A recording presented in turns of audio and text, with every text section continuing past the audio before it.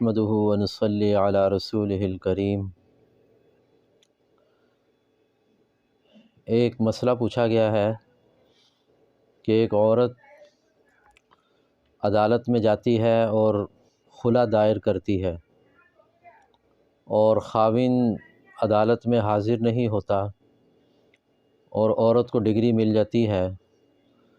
تو پوچھنا یہ چاہ رہے ہیں کہ کیا یہ شرعی طور پر خلا جائز ہے اور اس سے عورت کو طلاق ہو جاتی ہے اور اس کی جدائی ہو جاتی ہے کہ نہیں ہوتی؟ تو اس کا جواب یہ ہے کہ خاوند کا عدالت میں حاضر ہونا ضروری ہے، یا کم از کم زبانی طور پر یا تحریری طور پر خاوند اس خلا کو قبول کرے۔ اس کے بغیر یک طرفہ عدالتی فیصلہ یہ شرعی طور پر خلا نہیں سمجھا جائے گا، یہ شرعی خلا معتبر نہیں ہوگا، کیونکہ خلا کے لیے بھی میاں بیوی دونوں کا رضامند ہونا ضروری ہے۔ اور جو مسئلہ پوچھا گیا ہے اس کے اندر خاوند نہ حاضر ہوا ہے، نہ اس نے دستخط کیے ہیں، اور نہ ہی اس کی اجازت کے ساتھ یا وکالت کے ساتھ کسی نے دستخط کیے ہیں، یعنی خاوند لا علم ہے، اسے پتہ ہی نہیں ہے، تو ایسا خلا شرعی طور پر معتبر نہیں ہوتا۔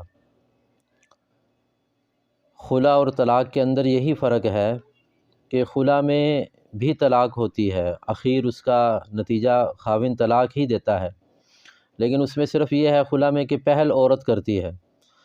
عورت جا کے یہ دعویٰ کرتی ہے کہ جی میرا گزارا نہیں ہے اس کے ساتھ، میں تنگ ہوں، لہذا میری جان چھڑا دی جائے اور مجھے طلاق دلوائی جائے۔ اس میں چاہے وہ عورت پیسے بھی دینے کے لیے تیار ہوتی ہے یا حق مہر چھوڑنے کے لیے، جو بھی طے ہو جاتا ہے، اور قاضی یا جج خاوند کو بلاتا ہے، ان کی بات سنتا ہے، صلح کی کوشش کرتا ہے، اگر نہیں ہوتی صلح تو پھر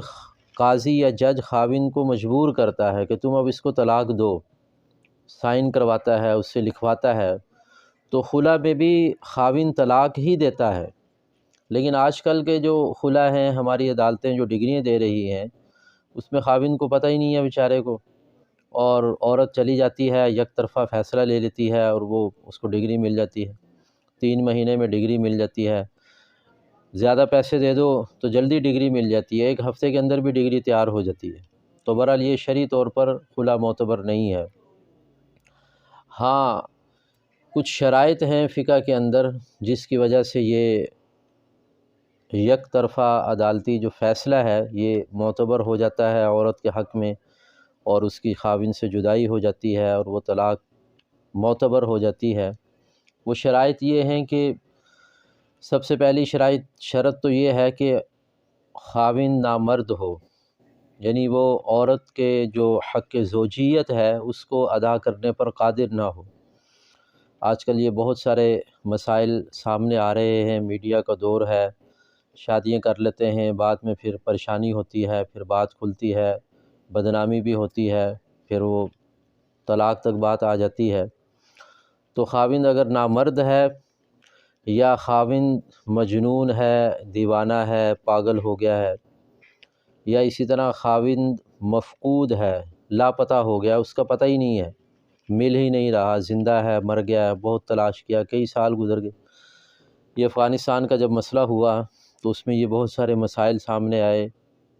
کئی لوگ گئے وہاں اور اس کے بعد ان کی واپسی کا پتہ ہی نہیں ہے، کوئی اطلاع نہیں ہے، زندہ ہے، مر گئے، کہاں ہیں، قید ہیں، کچھ پتہ نہیں ہے۔ عورتوں نے کافی انتظار کیا، اس کے بعد انہوں نے دوسری شادیاں کر لیں، پھر کسی کا خاوند 10 سال کے بعد آ رہا ہے، کسی کا 15 سال کے بعد آ رہا ہے، کوئی 18 سال کے بعد آ رہا ہے۔ تو اب وہ جیسے ہی پہلا خاوند آیا تو پتہ یہ چل گیا کہ دوسرا نکاح وہ غلطی سے ہوا ہے، اس میں گناہ بھی کسی کو نہیں ہے، بچے ہو گئے ہیں، وہ بچے بھی پہلے خاوند کی طرف ہی منسوب ہوں گے، وہی ان کا والد کہلائے گا۔ دوسرا نکاح غلط فہمی میں ہوا ہے، گناہ کسی کو بھی نہیں ہوگا۔ تو بہرحال یہ ہے شرط، یا تو وہ مفقود ہو، اسی طرح یا وہ ظلم کرتا ہو خاوند عورت کے اوپر۔ تو یہ کچھ شرائط ہیں جن کی وجہ سے عورت یک طرفہ عدالتی فیصلہ لے کر اس کی طلاق معتبر ہو جاتی ہے اور وہ اس کی جدائی ہو جاتی ہے خاوند سے۔ تو ان شرائط کے بغیر نہیں، جو مسئلہ بھی پوچھا گیا ہے اس کے اندر تو چونکہ ایسا مسئلہ نہیں ہے، خاوند موجود ہے لیکن اس کو پتہ نہیں ہے، نہ وہ حاضر ہوا ہے، نہ اس نے خلا کو قبول کیا ہے، نہ دستخط کیے ہیں، نہ تحریری طور پر، نہ زبانی طور پر، تو یہ خلا شرعی طور پر معتبر نہیں ہے، اس سے عورت کو طلاق نہیں ہوگی، عورت اپنے خاوند کے نکاح سے نہیں نکلی ہے، اس کا نکاح منسوخ نہیں ہوا ہے، لہذا یہ عورت آگے نکاح نہیں کر سکتی۔ وآخر دعوانا ان الحمد للہ رب العالمین۔